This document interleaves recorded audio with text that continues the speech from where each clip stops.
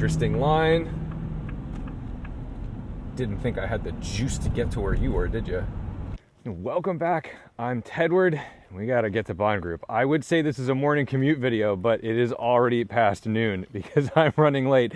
And since I've already put almost 1,000 miles on that Pacifica, we're gonna take the F-250 Superduty. This thing is a monster. It's got the 6.7 liter Power Stroke diesel. It's the platinum, so you get the cushy, nice interior. Like this is a really nice truck.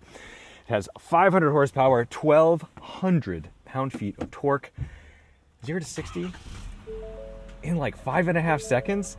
Honestly, way more nimble and zippy than you would think. Zippy is not a word you would think to use for something like this. So let's see. Got all the things we need for our photo shoots. We gotta get the heck out of here. I love that this still has a proper column shifter.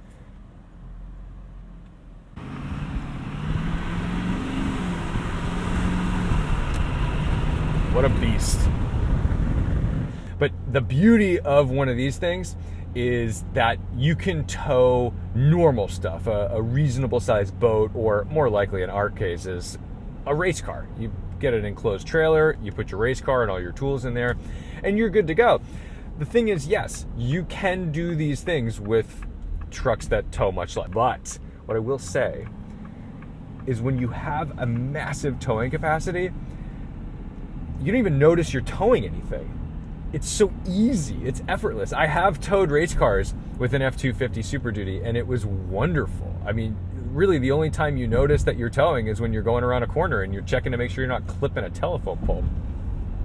But here's the thing, when you're not towing, you get tons of power, tons of torque, a snappy transmission, and it makes it fun to drive because it's actually fast.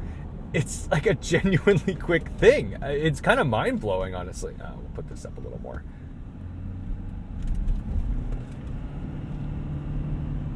The only downside of a Super Duty is the suspension is a little bouncy when you aren't towing or you don't have 8,000 pounds in the bed because, oh, look at that bad boy. Oh, the dually. See, here's the thing, though. I had to go into Boston last night, and I was parking in Southie. Not the South End, Southie. Southie parking, total nightmare. I wanted to drive this. I couldn't drive it. It wouldn't have fit anywhere. And that's the thing. This is big country stuff. This is the kind of thing that you can get away with when you're in Texas or Wyoming or some big place. Dude, even just putting this in a Trader Joe's parking lot on a packed day, good luck. I had to make some turns yesterday in the van in the city that I'm not joking, and I'm not saying this like lightly. This literally could not have done it. So you do have to be aware of what you're doing, and you know, maybe it's a good idea to have one smaller car if you are going to be doing the city living thing. But if you don't need it, oh, this thing rocks. Look at this, 547 miles to empty. Probably already has a couple gallons of diesel drained out of this thing. What's really bonkers is how easy this is to drive. I know it's like a little intimidating if you're not a truck person, if you're not used to trucks. You probably look at this in the driveway or in a parking spot and think like, yo, I can't get in that. I can't drive this. This is the magic of modern vehicles. I think if there's nothing else to take away from modern cars and engineering, it's that huge pickup trucks are easy to drive. Really easy to drive. Anyone can jump in this and use it. It is bouncy. Even the brakes feel fantastic. I mean, that's the real nice thing about them, is that the controls all make sense. This is maybe easier to drive than the Pacifica, which is an insane thing to think.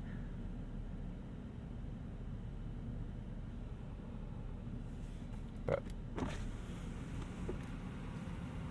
ooh, double pane glass. Yes. See, we'll discover this truck together. I'll show you around more details when we get to where we're going, but like I said, we got to get to where we're going.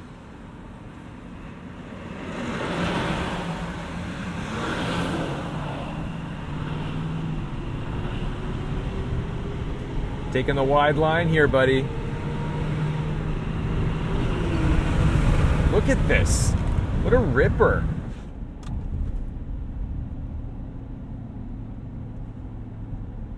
It's honestly pretty quiet too. I know some of you might not like that. I appreciate a quiet diesel.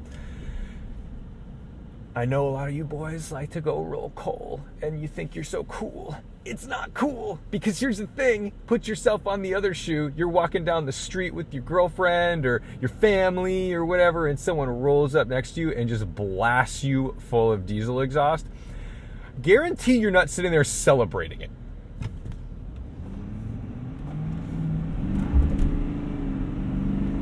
Interesting line. Didn't think I had the juice to get to where you were, did you?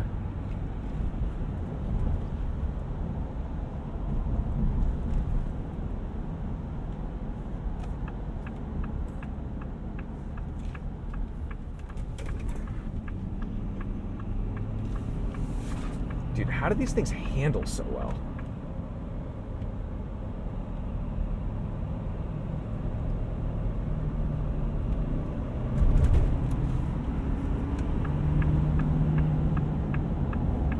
I genuinely could have juiced it and safely passed him on the right.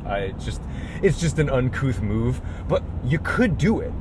You shouldn't do it, but this has so much torque. I don't know why everyone on 495 is driving so slowly. This normally is like an 85 mile an hour road.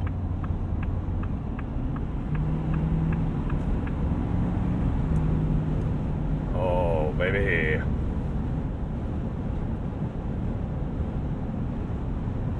Comfy, quiet, quite happy. Okay. Look at us. 10 speed, 1600 RPM at like 78 miles an hour. Typical Ford gauges that I don't think are very pretty. No offense.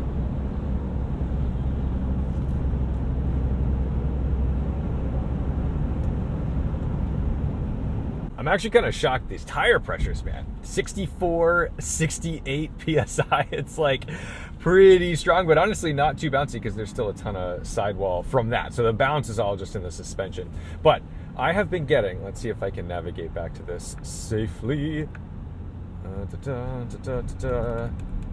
Trip fuel, trip 1. 20.8 mpg. I mean, diesel's expensive, but that's not nothing. That's pretty good. I mean, we're not towing anything, so it should be pretty decent. But this thing just, it works with like zero effort to keep itself rolling. Also, just advice to you people, run out merges. Just zipper merge at the end. Don't merge early. That's the thing that causes so much traffic in this area. In Michigan, especially, if they say right lane closed 1 mile, literally everyone moves over. Don't do that. Everyone moves over a mile before the merge. Like, use the available capacity, and then we can just flow and zipper merge. We'll slow down a little bit, but we don't have to come to a complete stop. It's good. Oh, I am so excited for this ratchet bridge to be replaced. GX, we love it. Like a white GX. Unbiased opinion here. The new bridge is going to be so nice. This bridge feels like it's going to collapse straight up. It does not feel like that truck should be on it.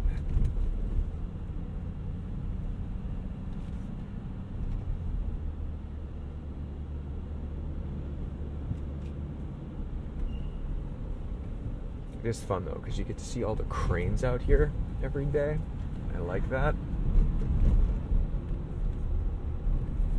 Imagine if this was your office. I don't know how many of you guys are like construction workers, especially on big infrastructure projects, but I would like to know what that is like.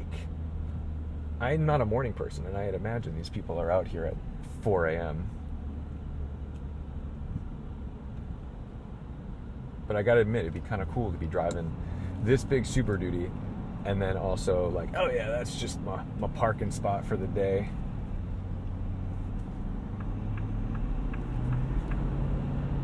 Torque, dude. I don't know that I could make that move in fourth gear in the Honda. I would need to downshift to get that. This thing is so ridiculous. Although you pay for it I happened to look at the MSRP when I was driving on the highway without you guys. $109,545. We'll dissect that a little bit later when we can, but that's not nothing. That's a lot of money. 110 G's.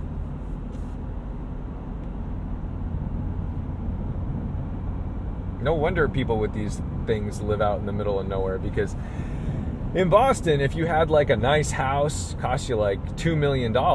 So then where's the money for the truck and the race car and the trailer and supporting those dreams? All the people I know that really do race hardcore around the country, most of them grassroots guys, they live out in just Indiana, Ohio, Michigan, and it makes sense because they can buy actual houses for $300,000. You can see where my head is at, because I've been trying to buy a house for a while, and it's very frustrating because there are things I can afford, but I can't stomach the value proposition, because now it's like, wow, I got to go spend like 800 grand on this thing. How am I supposed to have fun in my life? Am I supposed to just sit in this house forever? But then you get these guys who are like dedicated to racing, and they have to put hundreds of thousands of dollars into that stuff. And you're like, where's this money coming from? Well, it's probably coming from the fact that they spent $250,000 on like 4 acres and a pole barn and all kinds of nice stuff. So the values are out there. You just got to be able to live there. Anyway, let's get off the highway. I'm so impressed with how responsive this thing is. This is really good to drive. Every time there's some giant pickup truck right up my bumper when I'm on the highway, I'm like, what are you doing? And then every time I drive one of them, I'm like, oh, I get it. I get it. The truck allows you to. Don't tailgate, but like I get why they do.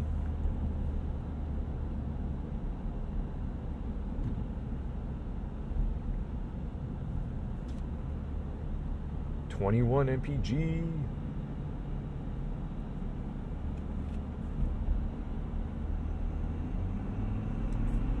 Shut the door on this Pilot.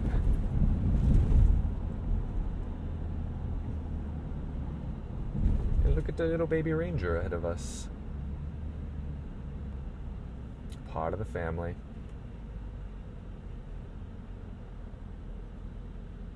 That's actually pretty tall.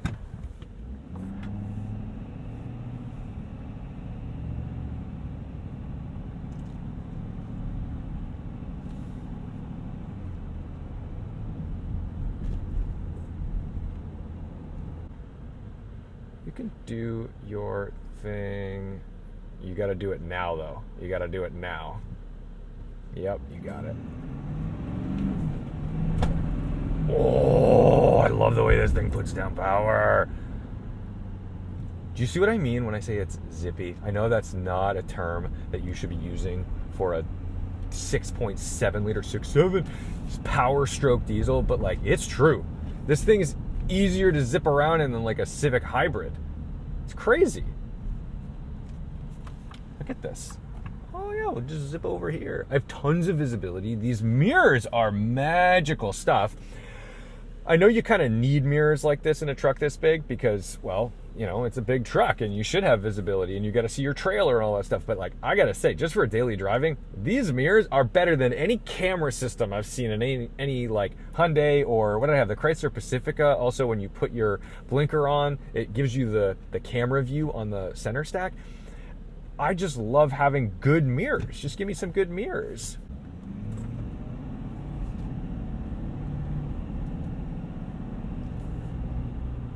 That's a good sound. And we're doing 20.6 mpg. It'll come down a little bit just because we're in town right now. And I've got a heavy foot because I like spooling the turbo. But it's pretty darn good.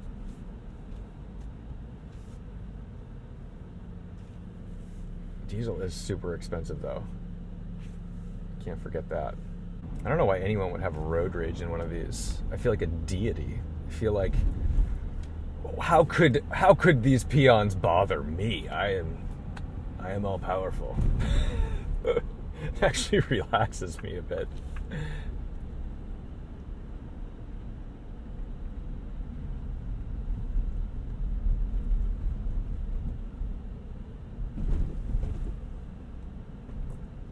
brakes are fantastic. I think when you have a vehicle that's set up to tow 40,000 pounds, power, way more than you need, brakes, way more than you need, everything just feels fantastic. Interesting move. It does turn into 2 lanes. But you're rushing to a red light. Let's go. You got a green. You can make it. I love how that Corolla has a million love marks on it. There's like just paint chipped all off of it. It's pretty destroyed. Intact, but destroyed. And yet there's a prestige car wash pass on it. Like they could go for unlimited car washes. Looks like Bond Group has some lovely things getting dropped off. The good news for us is that I don't have to be afraid of this curb. I can get in over here. Oh, they're picking up that white Targa. I like that. That was a good car. All right. We have arrived. Park over here.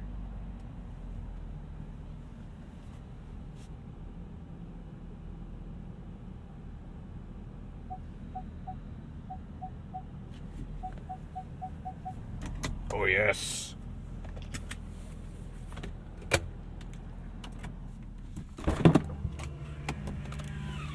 Oh. You like my truck, Patrick? Look, I parked it perfectly. It's so easy to drive. This is the best thing ever. We have too many white cars. Even the white wheels on the Targa, man. Come on. I do love a Raptor. Suburban's fantastic. This is my new road tripper. I like it. Oh man, check out these seats. Okay, we got to get to work. I actually got to do like real work. So I'll be back with you guys in this thing pretty soon, and we'll finish the day. Everything worked out very nicely at Bond Group today. I actually drove this crazy first generation G-Wagon that had an OM606 swap. So if you're watching this as a Ford guy, maybe that doesn't mean anything to you, but that is the inline 6 turbo diesel that would have been in the S-Class and in the E-Class. It's basically a diesel 2JZ, and it was wonderful. It made it to a 6-speed manual. But this truck has been a joy. Oh my goodness. I totally get, listen to that. I don't know why the Ford motors for these tailgates always sound a little strained, but they work. Anyway, this thankfully has the correct steps. So you get double steps on the side step. I really like that. And you even get one over here, which this is the stuff I like because look, these trucks, they're pretty big, and I don't want to throw out my back when I'm trying to position stuff. And if you are trying to put awkward things in or out of this, it is quite convenient. Let's get under the hood real quick because we were in a real rush this morning. I'm just heading out to go to the gym, and I figured I'd take you on an entire day of the life. But this is the beauty of the Superduty. There it is. Look at this. I mean, it's kind of a rat's nest in here, but it's fun because you see these monster intakes. I mean, you got to remember, you're pulling in a lot of air. You're trying to do tons of cooling. There's so much going on under here. And, you know, it's fun to have a big turbo diesel. These things are fantastic. So let's button this up and take it out on the road for our last little drive. Oh man, this interior. What I didn't tell you on the way in was that it has massage seats.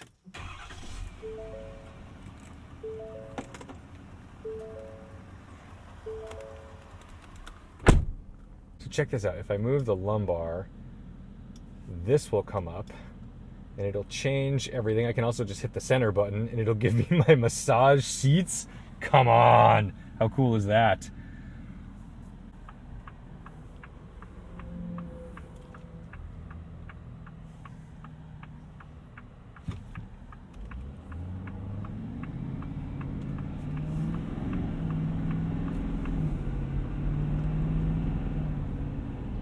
This thing absolutely rips.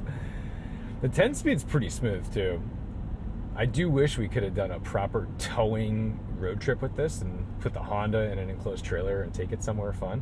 But, you know, part of the joy of these trucks is just, if you need one and you're going to have to tow with it, you're probably still just going to use it every day. I mean, not everybody can have a whole bunch of different cars. And if you don't want to rent something like this on the times you're towing and you want to own it, it might as well be nice to drive.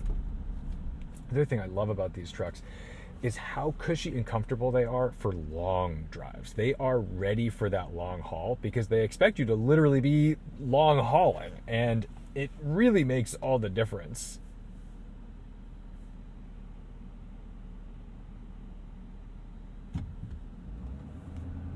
Let's take the fun way.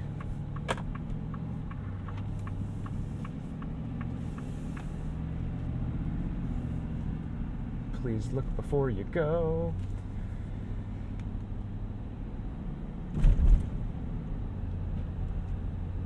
I hate that this is true, but when you're driving in a big truck like this, like, people get out of your way. They really do. If you don't have to tailgate anybody, but if you show that you're approaching them on a highway, they do move. Nobody wants to see this grill in their rearview mirror. We're going to kill the massage. We don't need that right now.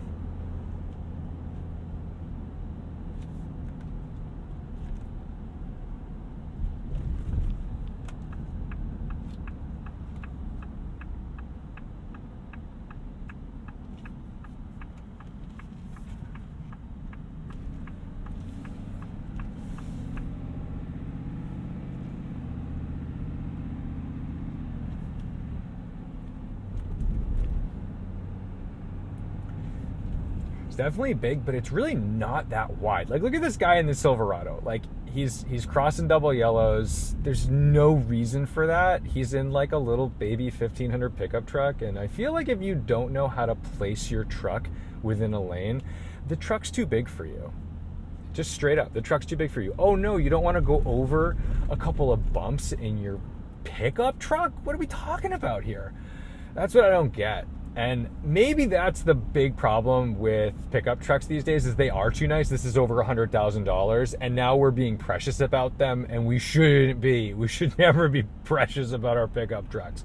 We should be throwing stuff in the bed, scratching them up, getting them cut on off-road trails when you go by a bunch of branches and stuff. I'm not saying like disrespect your stuff, but if you're treating your pickup truck like it's a supercar, then I feel like you've totally lost the plot.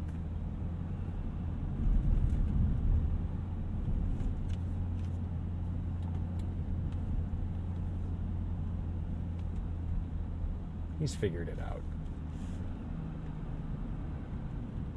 He can sense the sound of a real engine behind him.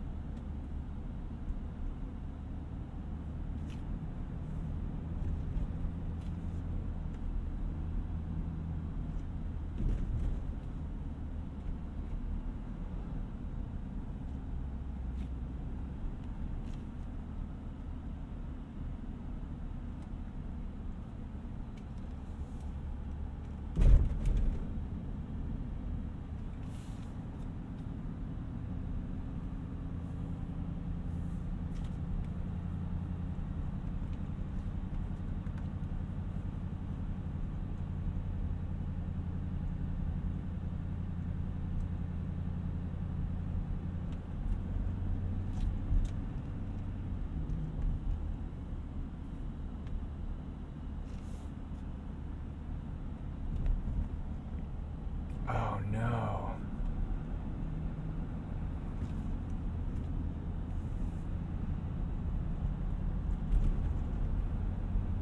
Guys, I forgot my gym pass. That's a classic auto journalist move. See, normal people have a car. Normal people have a car that they have a keychain, and then that keychain has the things they need on it. Auto journalists have a different car every day, and sometimes I have two press cars in the driveway right now. I don't have my gym pass on this one. I gotta go get it. I know, poor me.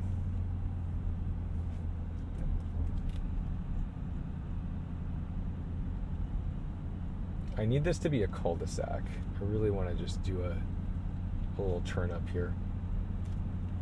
This is totally the day I'm having, though.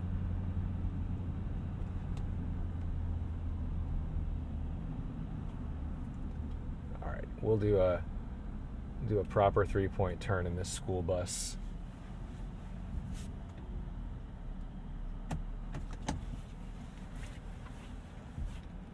I wonder if we can do it in just one little 3-pointer. Come on, I'm not going to go over your lawn. Look at that.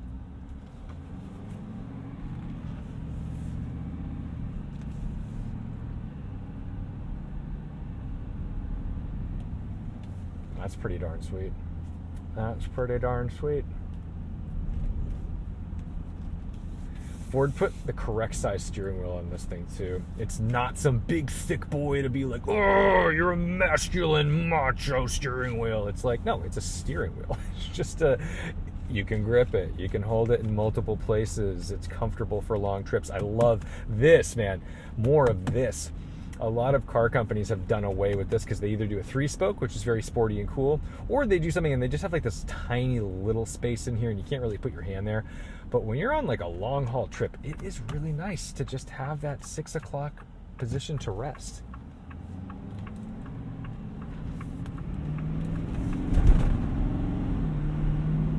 Dude, can you believe the way this puts torque down? I didn't just leave 11s back there. And we're in 2 high right now, so it's not powering all 4. It's incredible.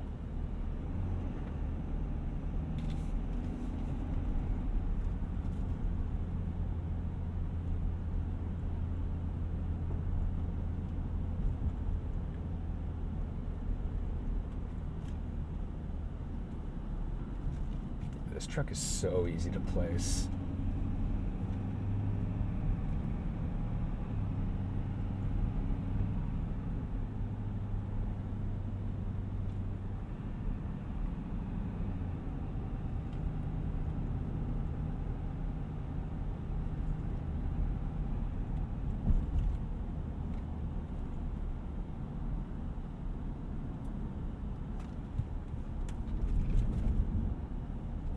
I love that this speed sign is just completely covered by the trees now. You can't even see it.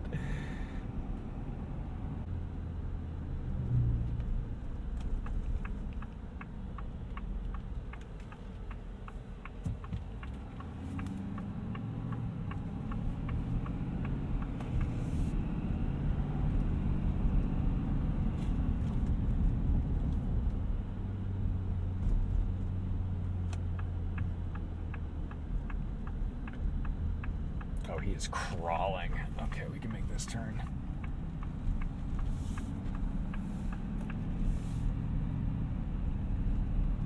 Oh, look, he's got the dually.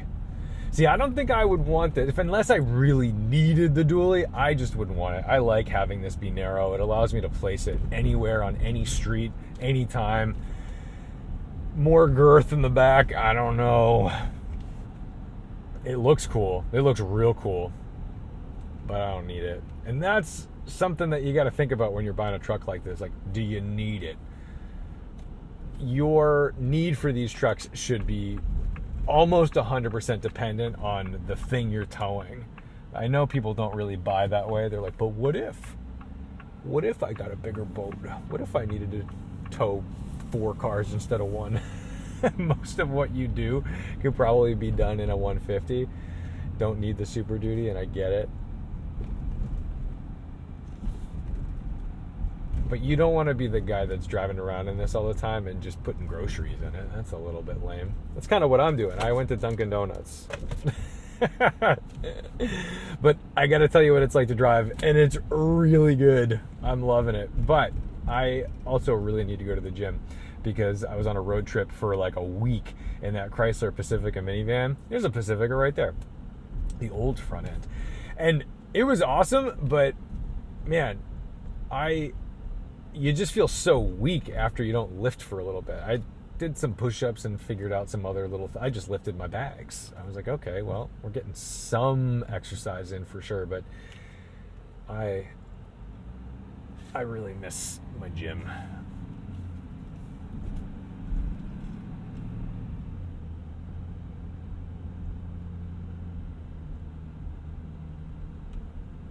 Oh, look at this little K truck. This is the antithesis of the F-250 Superduty. We'll put that in the bed. Oh, look at this LX. God, that's the perfect car. They really figured it out with that.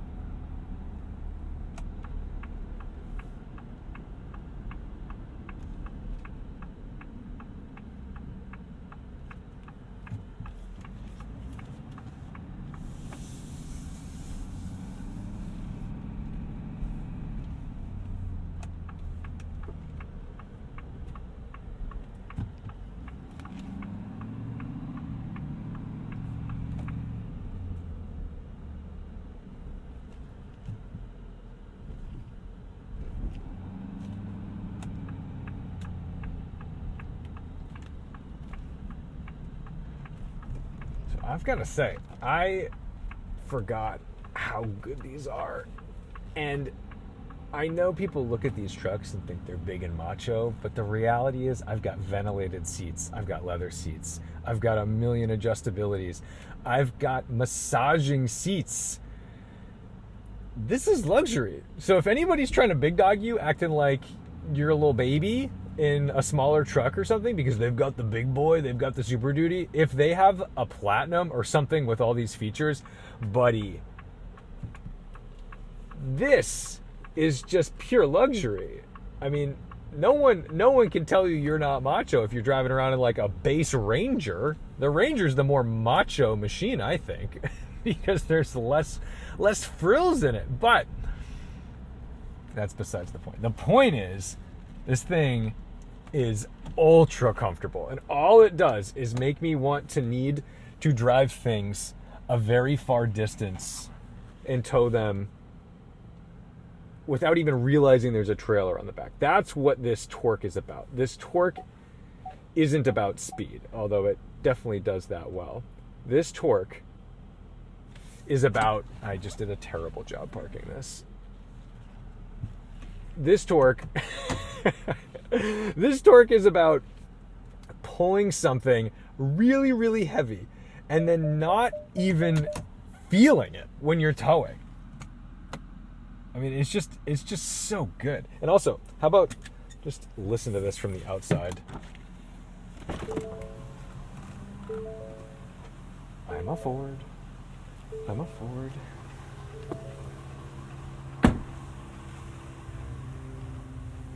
Oh, the lighting design, it's very classic. They didn't go over the top with anything. It's quiet. It's not going to disrupt the neighbors. Yeah, man, this thing's a ripper. I think the only downside of a truck like this is when it's not hauling anything and there's nothing in the bed. That rear suspension can get mighty stiff and it just, bounces around a little bit. But that's the penalty you pay if you want something that's I mean, it's purpose built. It is a truck. It is designed to truck things around. So that's the deal. But anyway, yeah, tried and true. Not a whole lot has changed for these things other than the fact that they just make the big crazy power, and it's nice that you can still get a huge displacement V8 turbo diesel making 500 horsepower, 1,200 pound-feet of torque. So good to live with. Very happy. Hope you enjoyed the ride along. And yeah, I kind of wish I was hanging on to this a little bit longer and experiencing it more, but I only had like really a day to play with it. So thanks so much for watching, liking, commenting, and subscribing. Don't forget to respect the drive. And I'll see you in the next one.